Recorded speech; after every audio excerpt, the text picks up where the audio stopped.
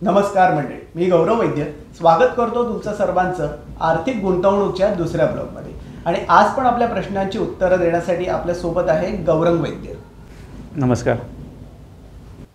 तर गौरव, पहिला जेव्हा आपला ब्लॉग झाला तर पहिल्या ब्लॉगमध्ये तू आम्हाला इन्व्हेस्टमेंट बद्दल माहिती दिलीस की इन्व्हेस्टमेंटचे प्रकार काय काय आहेत. तर त्याच्यापैकीच एक प्रकार आहे म्युच्युअल फंड. तर माझे बरेचसे मित्रमंडळी आहेत आणि आपले काही प्रेक्षक आहेत ज्यांनी मला म्युच्युअल फंड बद्दल तुला विचारायला सांगितलं. म्हणजे त्यांना त्याबद्दल माहिती पाहिजे. इनफॅक्ट मला पाहिजे, मला सुद्धा म्युच्युअल फंड बद्दल खूप कमी माहिती आहे.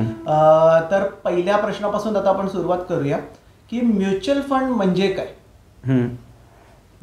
बघ, एखाद्या व्यक्तीला जर स्टॉक मार्केटमध्ये पैसे गुंतवायचे आहेत, मी तुला इक्विटी म्युच्युअल फंड बद्दल सांगतोय की त्याला मार्केटमध्ये पैसे गुंतवायचे आहेत पण त्याला रिस्क सुद्धा कमी घ्यायची आहे. एखाद्या वेळेला कसं होतं की तू स्टॉकमध्ये जेव्हा बाय करतोस ना कुठचा पण, तर तो 5%, 10%, 15% पडू शकतो किंवा वाढू पण शकतो. तर तेवढी जर तुला रिस्क घ्यायची नाही आहे तर तू हे पैसे एका फंड मॅनेजरला देतोस ज्याच्याकडे नॉलेज आहे, ज्याच्याकडे हे करण्यासाठी टाईम आहे, ज्याच्याकडे अनुभव आहे आणि तो ते पैसे तुझ्या वतीने ते त्या स्टॉक्समध्ये गुंतवतो. हां, तर हे थोडक्यात आहे म्युच्युअल फंड्स ह्याच्यामध्ये. आणि ह्याच्यामध्ये बऱ्याचशा कॅटेगरीज आहेत की म्हणजे लार्ज कॅप आहेत, स्मॉल कॅप आहे, मिड कॅप आहे. म्हणजे पहिल्या 100 कंपनी जर रँक केल्या आपण 1 ते 100 तर त्याला लार्ज कॅप आपण फंड म्हणतो. त्याच्यानंतरचे 150 कंपनीज जे आहेत त्याला आपण मिड कॅप म्हणतो आणि त्यानंतरच्या ज्या लिस्टेड कंपनीज आहेत त्याला आपण स्मॉल कॅप फंड म्हणतो. तर थोडक्यात हे एक तुला सांगायला गेलं तर छोटंसं छोटं हे बरोबर हे म्युच्युअल फंड्स आहेत. हो हो हो हो. तर म्युच्युअल फंड जो आहे तो कोणी घ्यावा. म्हणजे सपोज धरून चाल की मी कधी इन्व्हेस्ट केलेलं नाही आहे म्युच्युअल फंडमध्ये, तर आता मी माझ्या या एजमध्ये घेऊ शकतो की कसं. म्हणजे जसं आपण गेल्या भागामध्ये बोललेलो की वयाचं बंधन कुठच्या इन्व्हेस्टमेंटला नसतं, तसं म्युच्युअल फंडला सुद्धा ते आहे का की त्याला नाही एक एजमध्ये घ्यावा किंवा कसा घ्यावा. नाही, म्युच्युअल फंडला एजचं बंधन असं काहीच नाही आहे. पण इतर ह्याच्याप्रमाणेच हे सुद्धा हो हो हो हो. फक्त बरेचसे फॅक्टर्स आहेत की म्हणजे तुझं वय काय आहे, तू किती रिस्क घेऊ शकतोस आणि म्हणजे असे बरेचसे फॅक्टर्स त्याच्यावरती अवलंबून आहेत आणि तुझ्याकडे टाइम किती आहे. समजा जर का तुझं आज वय 30 आहे आणि तू म्हणतोयस की मला रिटायरमेंट वगैरे हवी आहे साधारण एक 50मध्ये, तुझ्याकडे 20 वर्ष आहेत, तर तुझ्यासाठी म्युच्युअल फंड्स हा खूप चांगला ऑप्शन आहे. पण तू म्हणतोयस की बाबा मला गाडी घ्यायची आहे किंवा घर घ्यायचं आहे किंवा जे काय घ्यायचं आहे ते पुढल्या 2-3 वर्षामध्ये घ्यायचं आहे, तर तुझ्यासाठी इक्विटी म्युच्युअल फंड्स नाही आहेत. ह्याचं कारण असं आहे की आपल्याला 2-3 वर्षात काय होईल सांगता येणार नाही. बरेचसे लोकांनी पैसे गुंतवले असतील आपल्या कोरोनाच्या आधी आणि मग एकदम 40% त्यांचं निगेटिव्ह दिसलं असेल पोर्टफोलिओ. किंवा आता जसं युक्रेनचं आणि रशियाचं वॉर झालं होतं त्या सिच्युएशनमध्ये, तर तुझ्याकडे बेसिकली कमीत कमी 5 ते 7 वर्ष तरी पाहिजेत. तर जर तुझ्याकडे तेवढा वेळ असेल तर तू इक्विटी म्युच्युअल फंड्समध्ये आलं पाहिजेस.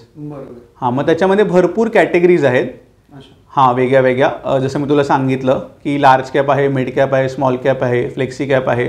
तर अशा अनेक कॅटेगरीज आहेत. जर जे तुझ्या रिस्कला ते मॅच होतं त्या फंड्समध्ये तू इन्व्हेस्ट करायला पाहिजेस. बरोबर. पण या ज्या कॅटेगरीज आहेत हे ठरवतो कोण? तो फंड मॅनेजर ठरवतो की जो घेणार आहे तो ठरवतो की या कॅटेगरीज म्हणजे हे प्रोडक्ट्स आहेत. बरोबर. हे ऑलरेडी मार्केटमध्ये आलेले प्रोडक्ट. म्हणजे समज तू कोको कोला आहे, पेप्सी आहे, मिरिंडा आहे, की जसे सॉफ्ट ड्रिंक्सचे प्रोडक्ट तसे प्रोडक्ट्स आहेत. तुला जे हवं, तुला जे सुटेबल आहे ते तू घ्यायला पाहिजेस. तसं त्यामध्ये फंड मॅनेजर आपल्याला हेल्प करतो का? त्याच्यामध्ये फंड मॅनेजर तुला हेल्प नाही करत. त्याच्यामध्ये तुला फायनान्शियल तुझा ॲडवायझर आहे तो तुला हेल्प करतो. जसा मी आहे या केसमध्ये, तर आता मला तुझा स्वभाव माहिती आहे, मला तुझी गरज माहिती आहे, मला तुझे गोल्स माहिती आहेत, तू किती रिस्क घेऊ शकतो हे मला माहिती आहे. मग त्याप्रमाणे मी तुला सजेस्ट करू शकतो की तू कुठच्या फंड्समध्ये पैसे इन्व्हेस्ट करायला पाहिजेस. थोडक्यात ॲडवायझरची गरज ह्याच्यामध्ये भरपूर आहे. हो आहे. जर तुझ्याकडे अनुभव आहे, तुला जर ह्याच्याबद्दल माहिती आहे तर तू डायरेक्ट म्युच्युअल फंड्समध्ये इन्व्हेस्ट करू शकतोस. पण जर तुला अनुभव नाही आहेत, कारण की आता मार्केटमध्ये जवळजवळ एक 4000 म्युच्युअल फंड समजा आहेत, बरोबर, स्क्रिप्ट्स आहेत, स्कीम्स आहेत, तर त्याच्यामधून तू कुठची स्पेसिफिक स्कीम सिलेक्ट करतोस ते तुला माहिती असलं गरजेचं आहे ना. आपण काय करतो, एखाद्या वेबसाईटवरती जातो आणि टाईप करतो गुगलवरती बेस्ट म्युच्युअल फंड्स, बरोबर, तर त्याच्यामधले जे टॉप 3 येतात त्याच्यामध्ये आपण पैसे इन्व्हेस्ट करून टाकतो. पण त्या टॉप 3नी लास्ट इयर परफॉर्म केलं. ह्याचा अर्थ असं नाही की ते नेक्स्ट इयर आणि नेक्स्ट 5 वर्ष पण परफॉर्म करेल. ओके. हां, तर तसं आहे. Okay okay. पण मग तो कोणी घ्यावा, म्हणजे काय त्याला बंधन आहे का, टाइमचं बंधन किंवा? हो, टाइमचं बंधन आहे. मी तुला म्हटलं ना की कमीत कमी 5 वर्ष तरी तू त्याच्यात इन्व्हेस्टेड राहायला पाहिजेस.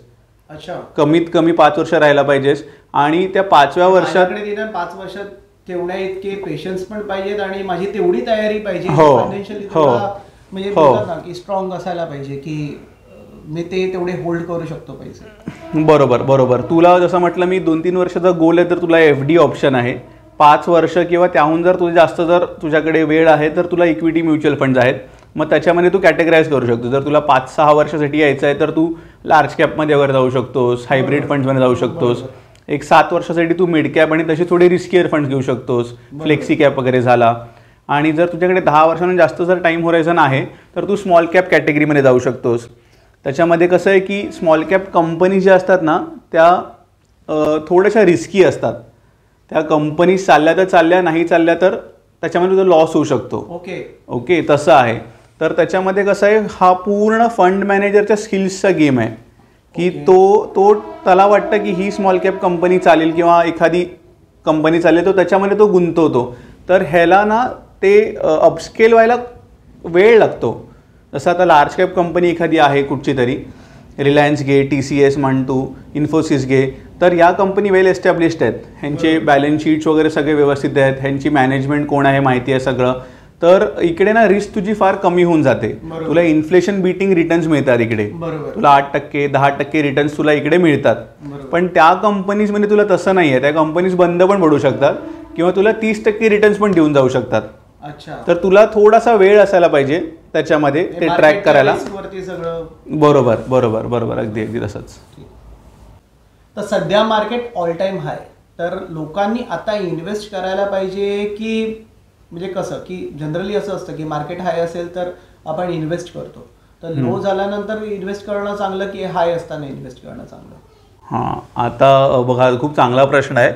मार्केट ऑल टाइम हाय आहे ना, तर 10 वर्षापूर्वी पण मार्केट ऑल टाइम हाय झालं होतं. अच्छा. आणि ह्याच्यानंतर अजून जेव्हा मार्केट वर जाणार तर ते पण ऑल टाइम हाय होतच राहणार आहे.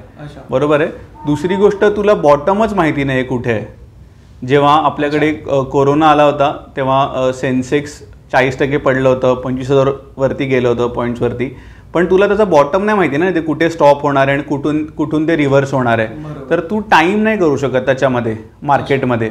तुला म्हटल्यासारखं जर तुझा टाईम होरायझन मोठा आहे ना, तर तू एखादी SIP केलीस तर ती चालू ठेवायची आणि विसरून जायचं. नाहीये की मी आता हाय आहे म्हणून मी पटकन करून घ्यायला पाहिजे असं पण नाहीये, किंवा लो आहे तर मी अजून एखाद वर्ष थांबीन किंवा काय, तर तसंही नाही. बेसिकली काय करतात लोक, काय करतात, आता ऑल टाइम हाय आहे ना तर त्याच्यामध्ये पैसे गुंतवत नाहीत. कारण की 100 रुपयाची गोष्ट त्यांना 140 रुपयाला मिळते. ते वाट बघतात 100 रुपयाची गोष्ट मला 80 रुपयाला मिळू दे, हा त्यांचा हेतू असतो. पण ती 80ला मिळेल का 80ला घेतल्यानंतर परत ती 70ला मार्केट खाली गेलं तर तरी आपण गेस नाही करू शकत. हे कोणीच गेस नाही करू शकत. हे म्हणणारे म्हणतात TV वरती वगैरे की आता इकडे बाय करायला पाहिजे आणि इकडे सेल करायला पाहिजे वगैरे, तर ते खूप डिफिकल्ट आहे आणि तो एक सायकोलॉजीचा गेम आहे. त्याच्यामुळे म्हणून ना ट्रेडिंगमध्ये भरपूर लोक पैसे कमवू नाही शकत. अच्छा. त्याच्यामध्ये तर ह्याच्यामध्ये कसं आहे की तुला एक तू पॅसिव्ह इन्कम रिअलिस्टिक तू रिटर्न्स ठरवायला पाहिजेत की बाबा मला इन्फ्लेशन बीटिंग रिटर्न्स हवेत. इन्फ्लेशन आपल्याकडे समजा 6% आहे, FD जर तुला 8% आणि 9% देते तर तू इकडे 10 आणि 12% रिटर्न्स एक्सपेक्ट करू शकतोस म्युच्युअल फंड्समध्ये. आता असं काहीतरी एक्सेप्शनल झाली केस आणि तेव्हा मग 20% आणि 30% रिटर्न मार्केट देऊन जातं एखाद्या वर्षी. पण जर तू म्हणालास की मला दरवर्षी 30%च पाहिजेत म्हणजे 3 वर्षात पैसे डबल वगैरे, तर ते अनरिअलिस्टिक आहे एकदम. तर होईल पण नाही झालं तर नाही पण. हां, ते म्हणजे फार रेअर केसमध्ये होतं, फार रेअर केसमध्ये होतं. जसं आता कोरोनाच्या केसमध्ये झालं होतं किंवा .comचा बबल जेव्हा बस झाला होता तेव्हा झालं होतं, हर्षद मेहताचा स्कॅम झाला होता तेव्हा झालं होतं. तर त्यावेळेला ज्या लोकांनी पैसे गुंतवले त्या लोकांचे म्हणशील तर 1 वर्षात 2 वर्षात पैसे डबल पण झालेत. अच्छा. हां, पण तो टाईम आहे ना प्रत्येकाला. तर आत्ता आपण तसं नाही गेस करू शकत की परत एवढं मार्केट पडेल का, कारण की इंडिया आता खूप स्ट्रॉंग नेशन आहे. म्हणजे आधीसारखं राहिलेलं नाही. आता कसं होतं की सगळेजण China+1 पॉलिसी बघतायत. मग जिकडे कसं होतं की चायनाला चीप लेबर होता आणि मॅन्युफॅक्चरिंग खूप फटाफट व्हायचं. तर आता कोरोनानंतर US पासून म्हणजे युरोपियन नेशन सगळेजण इंडियाला, व्हिएतनामला हे खूप चांगलं ऑप्शन बघतायत.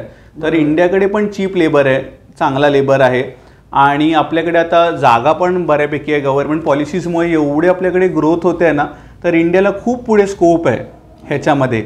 आपल्याला मार्केट्स आपले खूप, आता हे ऑल टाईम हाय राहणार नाही आहे. तो आता नेक्स्ट इलेक्शन्स बघशील, आता जे येणारे जनरल इलेक्शन्स, त्याच्यानंतर पुढचे 5 वर्ष बघशील तर सेन्सेक्स 1 लाख पण क्रॉस करेल. मग तू तेव्हा एंटर करणार का आज एंटर करणार, हा प्रश्न आहे ना. तर मार्केट ऑल टाईम हाय असलं तरी पण जर तू म्हणतोस की मला पुढचे 10, 12, 15 वर्षासाठी यायचंय, तर आज पण तू येऊ शकतोस मार्केटमध्ये. गौरव, असं धरून चाल की मी फर्स्ट टाइम इन्व्हेस्ट करतोय म्युच्युअल फंडमध्ये, तर त्यांनी कुठच्या फंड्समध्ये इन्व्हेस्ट करायला पाहिजे? मला वाटतं तू त्याचे काहीतरी हे पण सांगितले, प्रकार पण सांगितले, तर ते जरा थोडं नीट एक्सप्लेन कर ना, की फर्स्ट टाइम इन्व्हेस्ट करणाऱ्यांनी काय करावं. कारण आता टीव्ही वरती आपण जेव्हा बघतो तेव्हा भरपूर ऍड्स चालू असतात, म्युच्युअल फंड मध्ये इन्व्हेस्ट करा. तर ते बघून असं प्रत्येक जण विचार करतच असेल की हा मला करायचे, पण ती सुरुवात होत नाहीये. तर ती सुरुवात आम्ही सर्वांनी कशी करावी?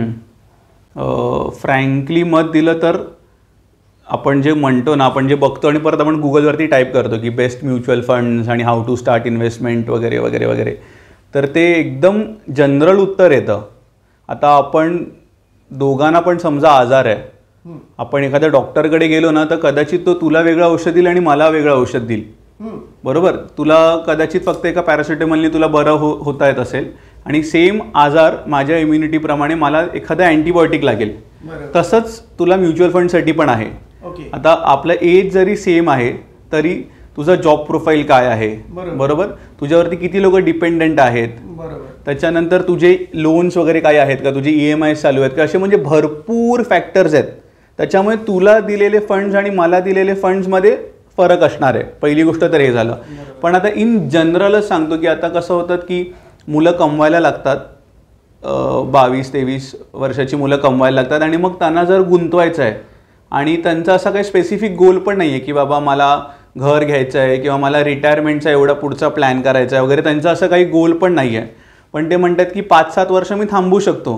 तर त्या लोकांसाठी आपण सांगू शकतो की एखादा मल्टी कॅप फंड म्हणतो आपण, हायब्रिड फंड्स असतात, त्याच्यामध्ये मल्टी असेट फंड्स आणि लार्ज कॅप फंड्स, या 4 कॅटेगरीज ज्या आहेत ना, ॲक्टिव्हली मॅनेज फंड्स म्हणतो आपण ह्याला, तर या 4 कॅटेगरीजमध्ये ते सुरुवात करू शकतात. बरोबर, पण सुरुवात करायच्या आधी त्यांनी हे पूर्ण समजून घेतलं पाहिजे की आपले पैसे कुठे इन्व्हेस्ट केले जाणार आहेत, कसे केले जाणार आहेत, कारण की या कॅटेगरीजमध्ये पण भरपूर फंड्स आहेत.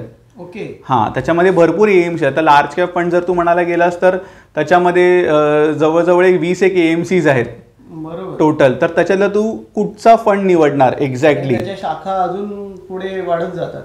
हां, म्हणजे एक आता अशा कंपनीज आहेत ना भरपूर, निपॉनचा आहे, मिराई असेटचा आहे, कॅनराचा आहे, ॲक्सेस आहे, SBIचा आहे, DSPचा आहे, असे भरपूर AMCs आहेत. आणि प्रत्येक AMCचा ना थॉट वेगळा असतो. प्रत्येक AMCकडे फंड मॅनेजर आहे, त्याच्याकडे ॲनालिस्ट आहे, त्याच्याकडे पूर्ण टीम आहे. तर त्याला एखादा वाटतं की हा स्टॉक चांगला आहे, ते दुसऱ्या AMCला वाटत नाही. तसंच तिसऱ्या AMCचं काहीतरी वेगळं मत असू शकतं. तर तुला तुझी AMC पण स्मार्टली निवडता आली पाहिजे त्याच्यामध्ये, की बाबा ह्या फंड मॅनेजरचं ट्रॅक रेकॉर्ड काय आहे, हा कधीपासून काम करतो इकडे, किंवा ह्यांनी आधी काय कुठचे फंड्स सांभाळले आहेत, हे सगळं तुला बघायला पाहिजे. आणि मग तू स्वतःची इन्व्हेस्टमेंट तू स्वतः चालू करू शकतो. हां, तर पण जर तुला त्याच्यात अनुभव नसेल तर कोणाची तरी मदत घेतलेली जास्त बरं. पण जर तुला त्याच्यामध्ये पूर्ण नॉलेज आहे, तू त्यात वेळ देऊ शकतोस, एखाद्या महिन्यातून एखाद दिवस काढून तुझा तू पोर्टफोलिओ स्वतः बघू शकतोस, काय कमी जास्त आहे, कुठे काय वाढवले पाहिजेत, कुठे प्रॉफिट बुक केलं पाहिजे, तर you can do it your self also. असं आहे. नवीन येणाऱ्या लोकांसाठी तसं तेवढं हे नाहीये, टेन्शनचं काम नाहीये. हां, टेन्शन नाही. आजकाल यूट्यूबवरती एवढे व्हिडिओज आहेत ना म्युच्युअल फंडबद्दल वगैरे, काही आहेत ते तुला नीट गाईड पण करतात आणि काही आहेत ते नुसतं तुला गोल गोल फिरवतात, कारण की ते त्यांना तेवढे व्ह्यूज हवेत ना, तो टाईम तेवढा त्यांना द्यायचा आहे लोकांना. तर तुला अल्टिमेटली उत्तरच नाही मिळत. तू आपण सर्च करतो best mutual funds in this category किंवा काहीतरी फॉर 2020-24 वगैरे आपण सर्च करतो, आपल्याला उत्तरच नाही मिळत. आणि कदाचित उत्तर तिकडे दिलं पण असेल, पण ते मला सूट आहे का, म्हणजे सुटेबल आहे का, हा मोठा प्रश्न आहे ना. हे त्यांनी त्याच्या साईडनी सांगितलं की असं असं असं आहे. आता बरेचदा काय झालं, कोविडमध्ये फार्मास्युटिकल कंपनीजचं खूप प्रॉफिट झालं होतं, तर त्याच्यावरती त्यांच्या म्युच्युअल फंड्सनी पण खूप चांगले रिटर्न बनवले. तर ते टॉप 3 मध्ये येत होते. लोकांनी पैसे गुंतवले, कोविड नंतर सगळं ठप्प झालं. किंवा इन्फ्रास्ट्रक्चर होतं जे कोविडमध्ये एकदम निगेटिव्ह झालं होतं, कारण की फ्लॅट्स विकले जात नव्हते काहीच. तर तेव्हा लोकांनी तिकडे काय केलं, लॉस बुक केलं आणि आता ते खूप वरती जायला लागले. तर ते तुला थोडासा अंदाज असायला पाहिजे. आता मी पण हे अनुभवाने शिकलोय, मी पण भरपूर पैसे घालवले त्याच्यामध्ये. तर आता या अनुभवाने सांगता येतं की बरेचदा आपण लॉस बुक नाही केलं ना, जर फक्त होल्ड जरी केलं तरी पण ह्याच्यामध्ये आपण पैसे कमवू शकतो. असं आहे. हे तुला अनुभवानेच कळणार आहे. तुला पुस्तक वाचून आणि व्हिडिओ बघून जेव्हा तू स्वतःचे पैसे इन्व्हेस्ट करतोस, स्वतः घालवतोस, तेव्हा तू शिकतोस. मगाशी तू बोलताना इक्विटी बद्दल बोललास, तर इक्विटी रिलेटेड अजून काही आहे का, म्हणजे अजून फंड्स तसे असतात का? हो, असतात. जसं मी तुला म्हणलं ना, इक्विटी आहे, हायब्रिड आहे. तर ह्याच्यामध्ये 4 असेट क्लास आहेत. एक आहे इक्विटी, दुसरा आहे डेट, तिसरा आहे रिअल इस्टेट आणि चौथा आहे गोल्ड. ओके. हां, तर आपण या 4ही गोष्टींमध्ये पैसे गुंतवू शकतो.